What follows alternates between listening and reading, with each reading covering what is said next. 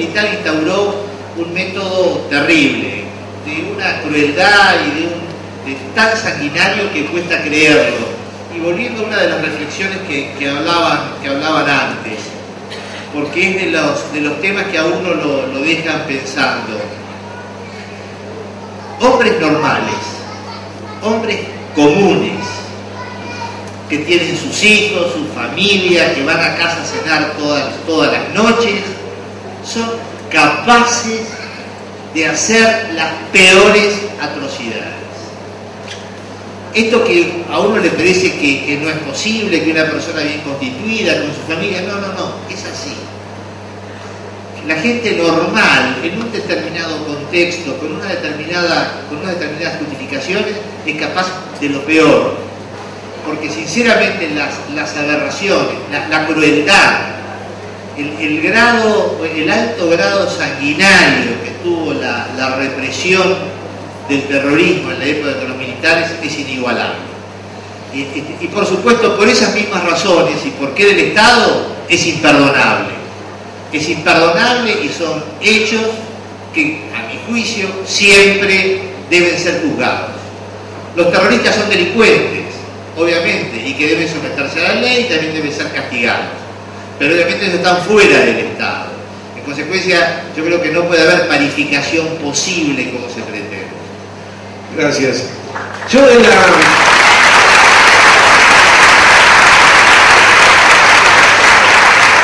a proponer como ronda final, si les parece, a los cuatro por igual, un mismo objeto de reflexión que me animaría a presentarlo así, porque vamos y venimos.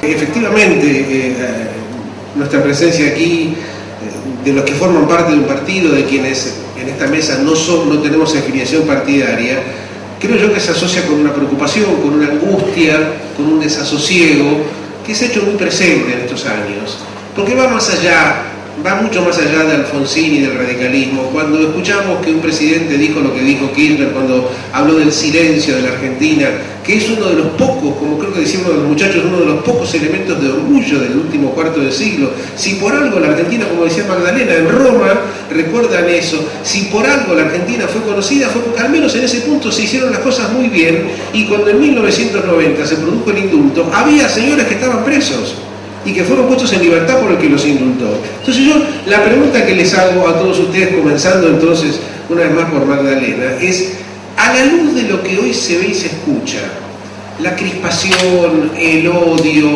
la aparición de frases como fuerza de tareas, oligarquía, procesistas, escraches y toda una serie de elementos que, bueno, afortunadamente no tenemos que lamentar por ahora balazos ni bombas, pero hay una violencia verbal que nadie quiere comparar con aquella época, con la época que mencionaba Graciela cuando hablaba de la proscripción del peronismo, que fue realmente un fenómeno de barbarie política.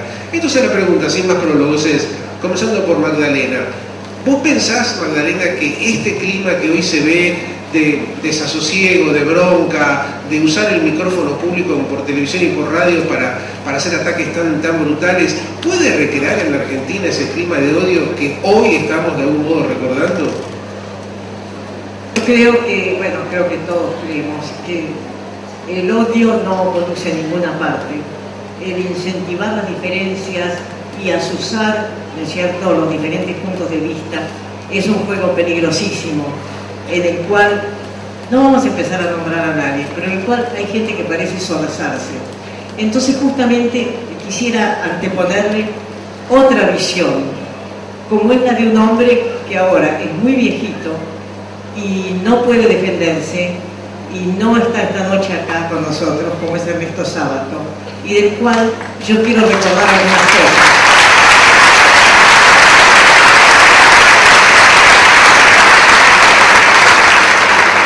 Quiero recordar, por ejemplo, cuando en alguna oportunidad, porque como ustedes bien saben, en política las situaciones muchas veces son complicadas, vino algún funcionario para que, tuviéramos otros puntos de vista sobre, por ejemplo, las leyes de perdón. Y recuerdo que Ernesto tuvo una posición inquebrantable y dijo: acá no se cambia una letra. Habíamos hecho una carta, ¿es cierto?, oponiéndonos a las leyes de perdón. Ya no integrábamos la Comisión Nacional, nos habíamos disuelto por aquello de que había que cumplir un plazo de 9 meses. ¿Te acordás, Graciela? Estábamos almorzando unas empanadas cuando vino un alto funcionario a pedirnos que no se publicara una carta. Y Ernesto dijo: nosotros tenemos que ser consecuentes, no podemos aceptar, digamos, que nuestro trabajo pueda ser visto con una determinada indulgencia o una determinada escala. Es cierto que nosotros no hemos trabajado para eso. Y por otra parte también quiero hablar de Ernesto en un país donde la falta de cultura se une a la falta de generosidad y al rencor inexplicable político de gente que posiblemente no entendió nada en aquel momento, o estaba muy lejos o no se ocupó, pero lo cierto es que yo no recuerdo ninguno, y que ahora, 33 años después, adosa, por ejemplo, lo cual culturalmente es inexcusable, adosa un párrafo un prólogo, al Nunca Más sobre el Ernesto. Yo nunca he visto una edición en ninguna parte del mundo donde el autor del prólogo tiene antepuesto a ese prólogo otro firmado por otra persona.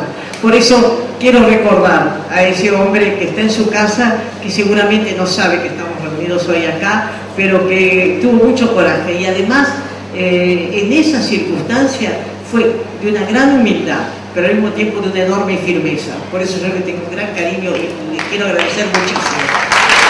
Muchas gracias.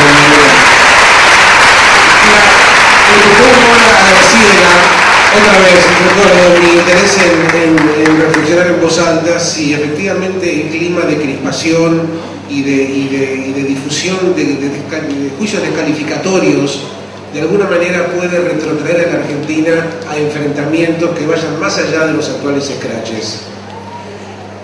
A mí me parece que de la misma naturaleza no, y voy a decir por qué. Primero, se han destruido los partidos políticos.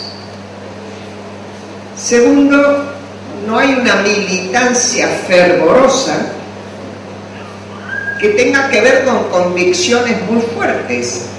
No hay militancia kirchnerista. Hay gente que adhiere, que después si ve que se pierde poder se va. Bueno, hay una política pragmática, yo diría. O lo que sí puede ocurrir, y esto uno lo ve, se asusta cuando ve escenas como ayer o anteayer, un camionero que fue a provocar y le pegó un golpe a otro, por suerte frenó ahí, es que algunos provocadores inicien en medio de la disputa política, porque está claro que ya entramos en una disputa política donde todos los sectores se meten, inicien confrontaciones que lleven a incidentes que pueden ser más o menos graves.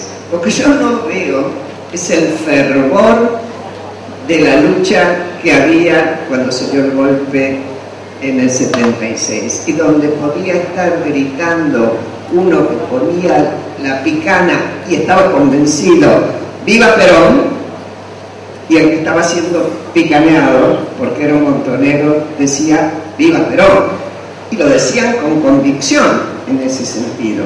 Pues no, oye, vivamos llanos y le sigue dando la ventaja que le da, viva Kirchner o Cristina, si sigue abasteciendo, y lo estamos viendo ahora con este último decreto. Va a haber gobernadores que, aún volviendo el freno, van a aceptar la coparticipación sacada así, tal vez irregularmente. Quiero decir, no es que yo sea una optimista absoluta, soy optimista si nunca me hubiera metido las que me metí, pero la verdad es que lo que me parece que hay es una gran mediocridad política, muy fuerte, no mucho debate